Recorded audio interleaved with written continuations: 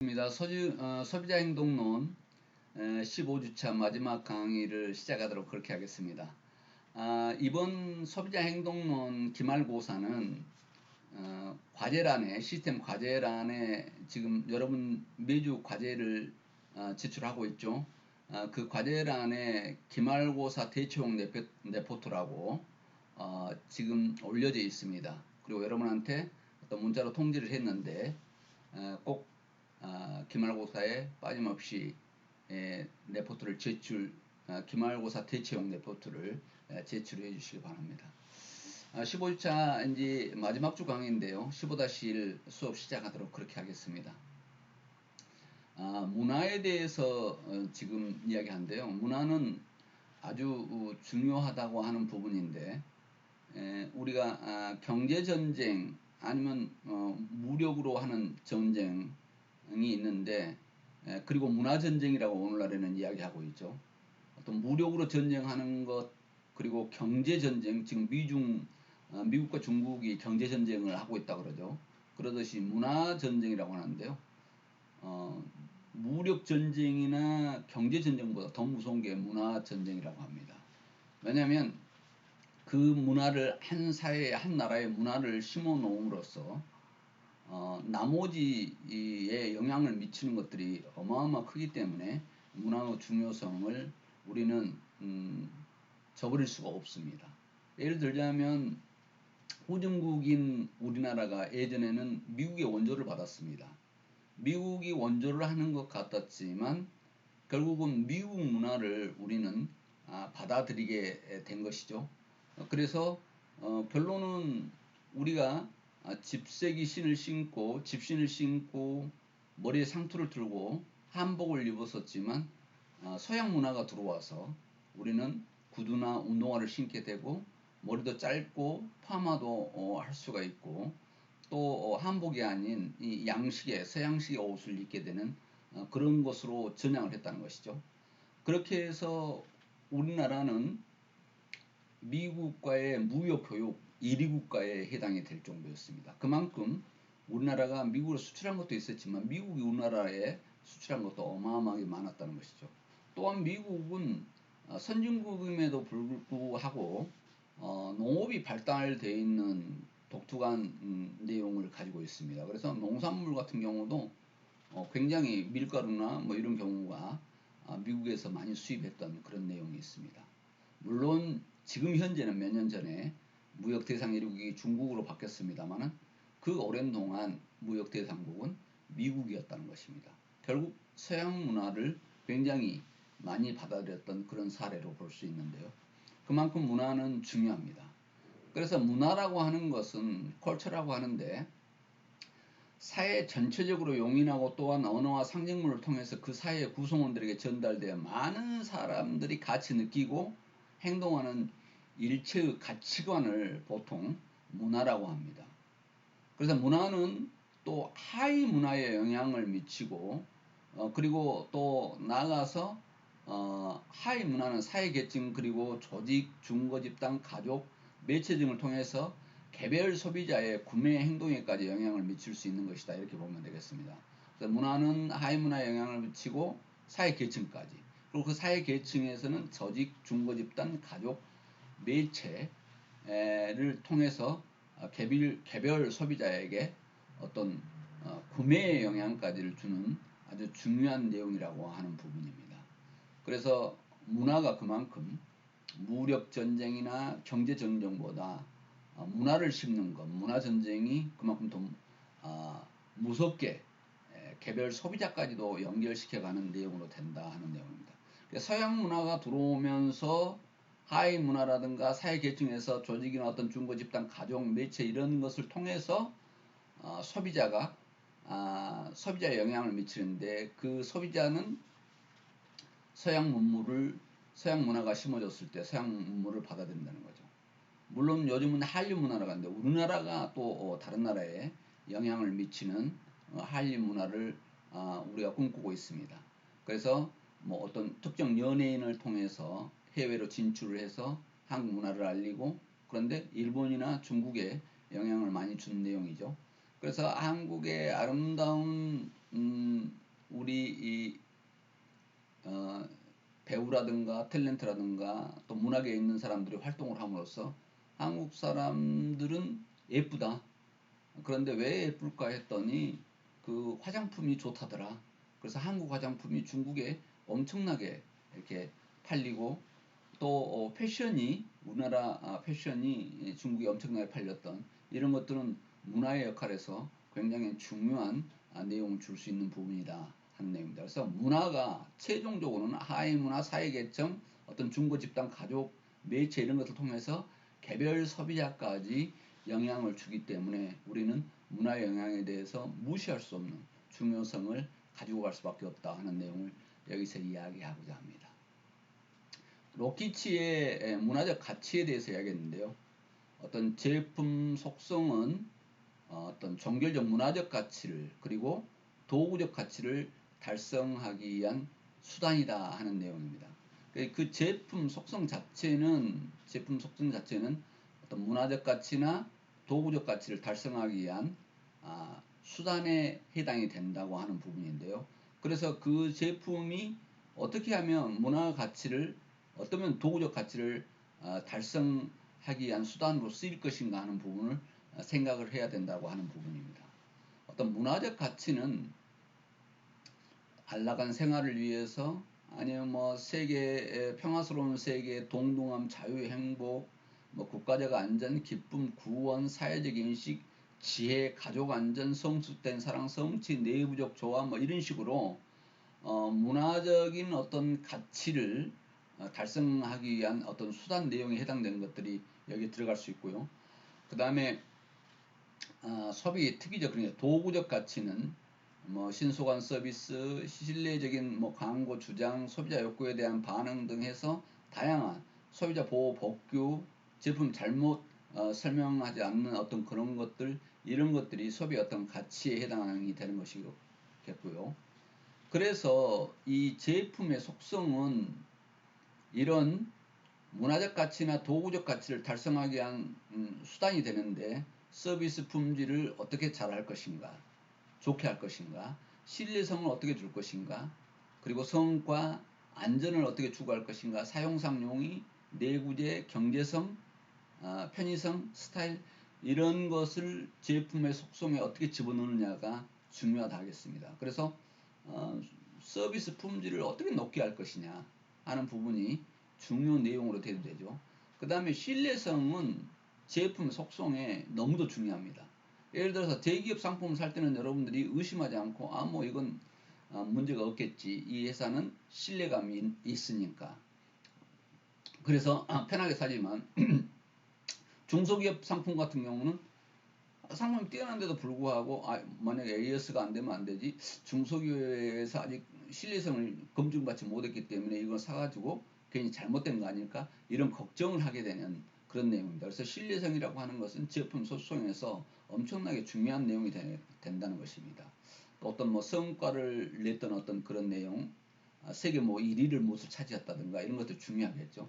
그 다음에 인간의 욕구 중에 안전의 욕구가 있는데요.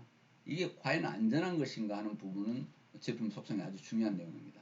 그리고 사용하면서 용이하게 사용할 수 있을 것인가, 너무 사용이 어렵다든가 이렇게 했을 때는 안 된다고 하는 부분이죠. 그래서 제품의 속성에 가능하면 자동화 뭐 이런 것들이 많이 돼 있죠. 그래서 뭐 여러분이 스마트폰에 카메라 같은 경우도 자동으로 놔두고 찍었을 때 그냥 굉장히 잘 찍은 거의 작가 수준의 사진까지를 자동으로 설정을 해서 이렇게 해놓은 경우를 볼 수가 있는데요. 이게 사용상의 용이라고 할 수 있습니다. 그리고 어떤 제품을 하는데 내구성이 있냐 없냐 이게 고장나지 않고 오래 쓸 수 있냐 없냐 하는 부분은 굉장히 중요한 내용이 되게 됩니다. 그래서 이런 내구성이 있는가 없는가, 그 다음에 경제성이 있는가 없는가 하는 부분인데요. 우리는 요즘 되게 흔하게 쓰고 있는 단어가 가성비죠. 가격 대비 성능이 얼마나 좋느냐 하는 부분이죠. 가격, 내가 지불한 가격 대비 베네핏, 편의성이라든가 그 다음에 제반, 성능이라든가 이런 것이 얼마나 좋느냐 하는 것을 따지게 되죠. 경제성이 있느냐 없느냐. 편의성 중요하죠. 그 다음에 어떤 스타일, 디자인이라든가 이런 것들이 어떠냐가 어떤 문화적 가치를 도구적 가치를 달성하기 위한 수단으로서 쓰일 수 있도록 기업은 노력을 해야 된다고 하는 부분입니다. 특정 자동차 브랜드에 대한 가치 연결 맵 사례를 여기서 하나 사례를 들었는데요. 물리 기능적 가치가 있는가 하면 정서적 가치가 있더라 하는 부분이죠. 그래서 마지막에는 정신적 가치로 연결이 되더라고 하는 부분인데요. 물리 기능적이면 디자인이 좋다, 멋있다, 뭐 승차감이 좋다, 예산 가격 조건, 가성비가 좋다, 그리고 외관 스타일 이런 것들을 볼 수가 있는데요. 그래서 예산이나 가격 조건에서 자동차 용도 외에 이점이 있다거나 또 멋있다가 외관 스타일이라든가 이런 걸 생각할 수가 있는데, 멋있다 이렇게 했을 때는 정서적 가치로서는 상쾌감을 느낄 수 있다, 또 운전 자체를 즐길 수 있다고 하는 운전하기 편한 것, 이런 것들이죠. 운전 자체를 즐길 수 있는 것은 승차감이 좋아서도 운전 자체를 즐길 수 있지만 드라이브가 또 성능이 좋아서 즐기기도 하지만 성능이라든가 드라이브감 아니면 운전하기 편안한 시야가 넓은 그런 것들이 결국 나중에 운전 자체가 즐거울 수 있도록 하는 정신적 정서적 가치로 갈 수 있다는 것입니다. 그리고 예산 가격 조건에서 자동차 용도 외에도 이점이 있다고 하는 부분에서 자동차 이외의 즐거움을 만끽하는 것을 해놓은데, 광고 중에 보면 그런 자동차 이외의 즐거움을 같이 함께 느낄 수 있는 그런 것들을 집어넣죠. 이동 수단뿐만이 아니라 레저 스포츠 하는 데 사용을 하는 그래서 캠핑카 아니면 캠핑을 하는데 자동차를 이용하는 이런 것들을 우리는 볼 수 있습니다. 이런 데서 정서적 가치를 가져갈 수 있고, 결국은 이 자동차 이 자체가 정신적 가치에 생활을 즐긴다는 내용까지가 연결되는 우리 가치 연결 맵을 볼 수 있습니다. 그래서 물리 기능적 가치는 정서적 가치로 연결되고 나중에는 생활을 즐기는 정신적 가치로 간다고 하는 어떤 연결 맵을 만들어 놓은 것입니다. 그래서 물리적 가치를 생각할 때 정서적 가치가 연결될 수 있도록 하고 정신적 가치로 연결될 수 있는 그런 가치 연결 맵을 고려하면서 기업은 어떤 제품이나 서비스를 생산해야 된다 하는 것입니다. 문화적 가치의 다양성인데요. 뭐 개인주의 대 집단주의, 가치가 다양하겠죠. 어린이 지향이냐, 노인 지향이냐, 아니면 청소년 지향이냐, 핵가족 대 대가족, 남성 지향 대 여성 지향, 이렇게 해서 가치는 다양성이 있을 수밖에 없다 하는 내용을 우리가 볼 수 있고요. 비교 문화적 영향인데 이제는 메이드 인이 아닌 메이드 바이가 더 중요해졌다 하는 부분인데요. 비교 문화적 영향 요인을 이해하는 것은 국제 마케팅에 있어서도 중요한 영향이 되더라 하는 내용입니다. 한국의 교육열, 우리나라의 교육열은 굉장히 높죠. 그 다음에 한류 스타가 외국에 영향을 미치는 그런 것, 미국인의 미식 축구 사랑이라든가, 그래서 또 한국인의 특징 같은 경우는 한국의 교육률이 높은가 하면 한국인들은 아파트에 대한 관심이 엄청나게 높죠. 아파트 분양할 때 그냥 줄을 서서 분양을 할 정도로, 또 미국인의 어떤 스타벅스 사장이라든가 이런 비교 문화의 영향을 이해하는 것, 이런 것들이 국제 마케팅을 할 때 중요한 내용으로 다가갈 수 있다고 하는 것을 여기서 문화적 영향에 대해서 알아본 것입니다. 비교 문화의 차이는 나라마다 현지화 전략의 개발이 필요한 반면에 전반적인 영향력은 표준화 전략에 대한 기회를 제공하는 것입니다. 그래서 소비자의 문화적 가치, 그 다음에 언어, 경제적 환경들이 움직이는데요.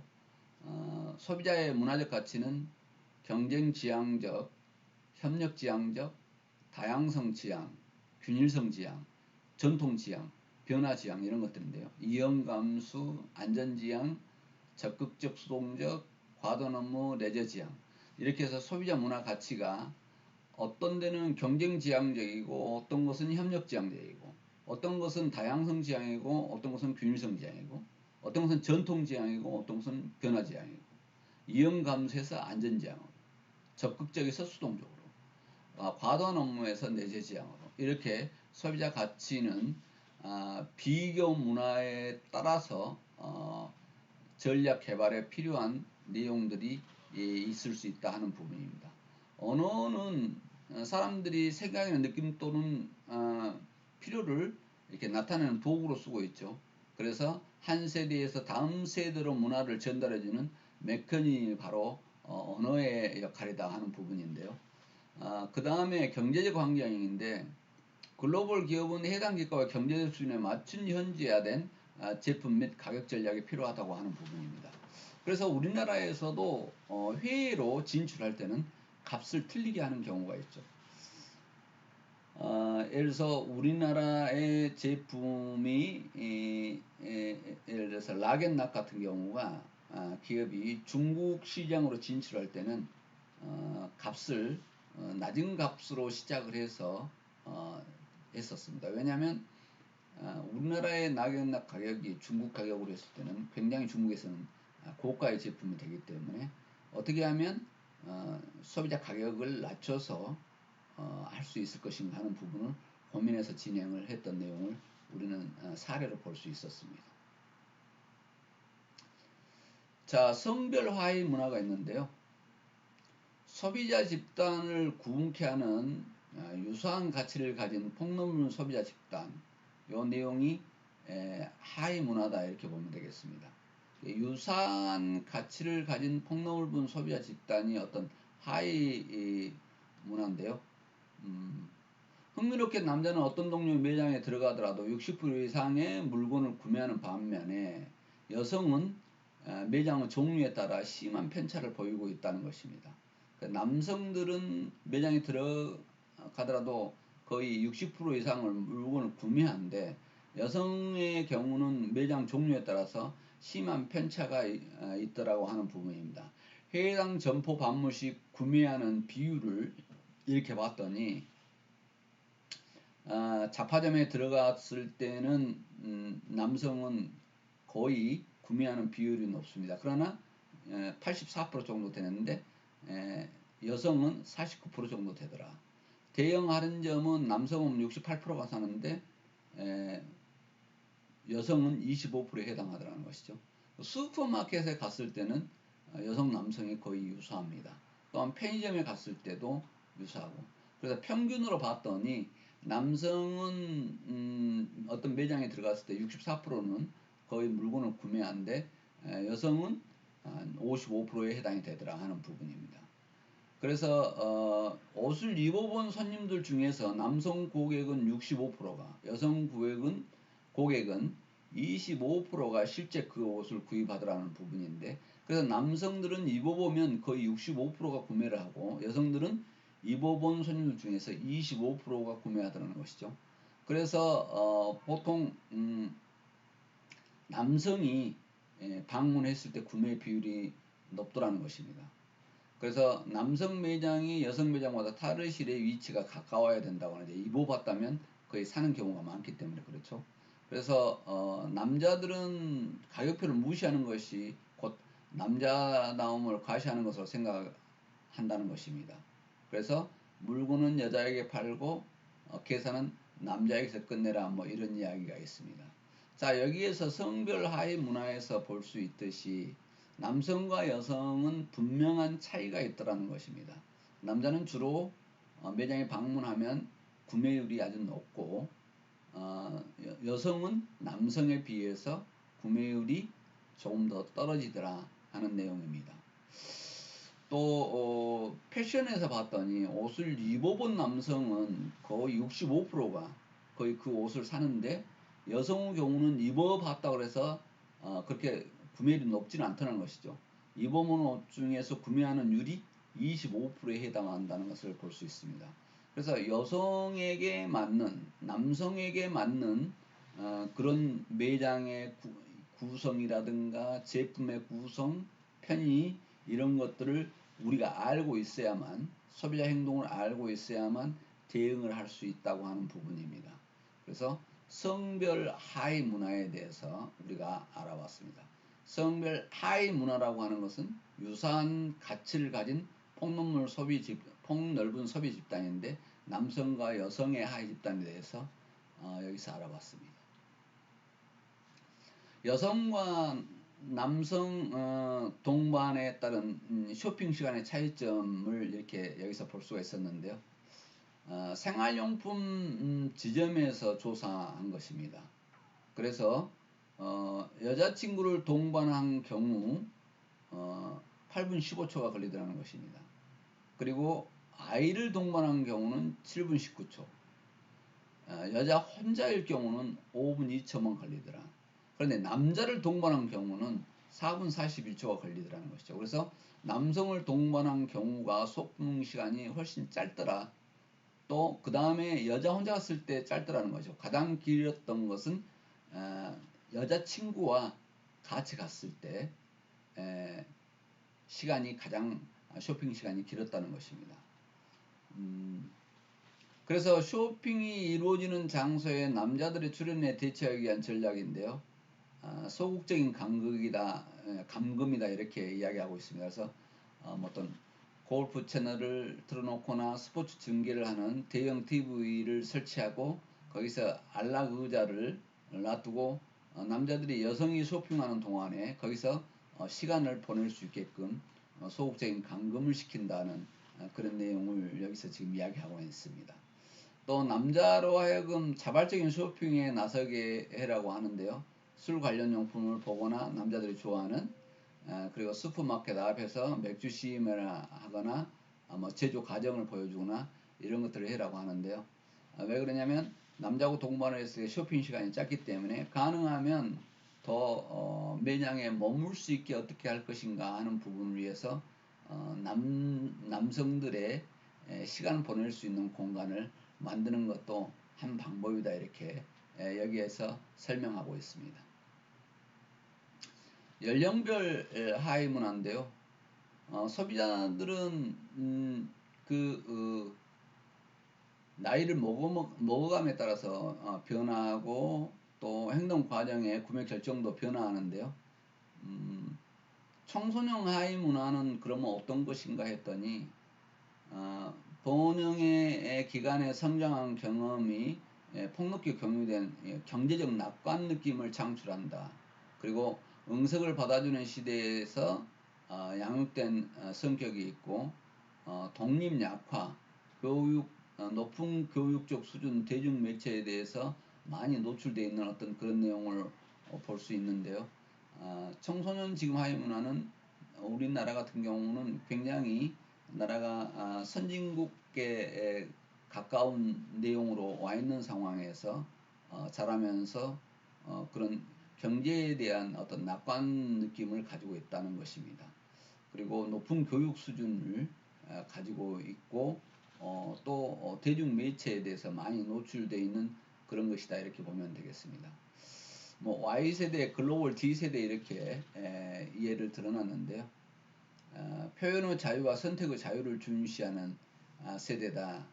제너레이션 Y라고 이렇게 이야기할 정도로 Y세대를 여기서 보고 있습니다. 그 다음에 맞춤하고 개인화하는 것을 원하고 협업에 익숙하고 사람과 소통을 중시한다는 것입니다. 그리고 기업과 정부 등 모든 조직에 새로운 감시자가 입장으로서의 활동을 하고 성실함과 정직함을 중요하게 여기는 어떤 그런 것이 있다는 것입니다. 그런데 글로벌 D세대는 어떤 것인가 했더니 여기에 이제 히트 상품의 예를 본 겁니다. 소비 트렌드를 보니까 지금 각각의 내용들을 여기에다가 정리해 놨습니다. 그래서 신발이라든가 이런 것들이 지금 브랜드들이 일부 적혀 있습니다만은 꼭 그렇다는 얘기는 아니지만 이런 쪽으로 많이 움직이고 있더라 이렇게 생각하면 되겠습니다. 그래서 SNS 부분 이런 것들도 굉장히 중요한 내용에 해당이 되는 것을 우리는 볼 수 있습니다. 연령별 내용에서 노년의 하위 문화인데요. 이 노년의 하위 문화는 노년층은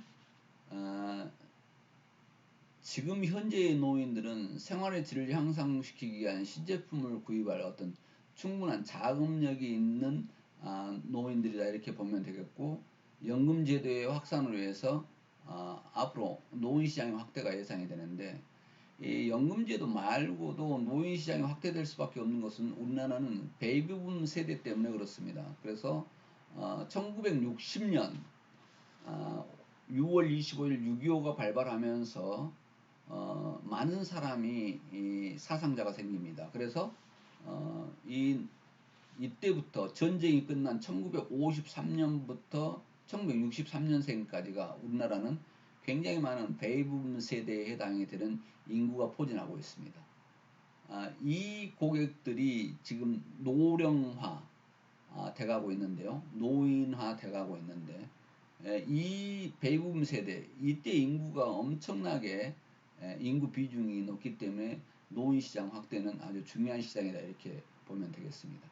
그래서 브랜드 충성도와 매장 충성도를 좀 봤더니, 나는 한번 익숙해진 브랜드를 절대 바꾸지 않는 편이다 요 내용과 또 매우 그렇다 쪽인데, 굉장히 노인시장은 전체적으로 봤을 때 긍정적인 내용이 64.9%에 해당이 되더라는 것이죠. 나는 대부분 물건을 내가 항상 다녔던 상점에서 구매한다 매장 충성도로 봤더니 81.7%가 그쪽에 거의 해당이 되더라는 것입니다. 그래서 노인 문화, 노인하의 문화는, 노년하의 문화는 브랜드를 한번 자기가 선택하면 잘 바꾸지 않는 특성을 가지고 있고, 상점 또한 한번 결정하고 자주 이용한 곳은 81.7%에 해당될 정도로 잘 바꾸지 않더라 하는 내용을 노인 하이 문화에서 찾아볼 수 있었습니다. 그러면 마케터들은 브랜드를 어떻게든지 그 노인층에, 노년층에 자리 잡게 해야 될 것이고, 매장 또한 중요하게 자리 잡게 해야 될 것이다 하는 부분인데, 브랜드 충성도와 매장 충성도가 노년에게는, 노년 하위 문화에는 아주 중요하게 작용한다고 하는 것을 여기서 볼 수 있었습니다. 여러분 15-1 비대면 강좌 듣느라고 대단히 수고했습니다. 오늘 수업을 여기서 마치도록 하겠습니다.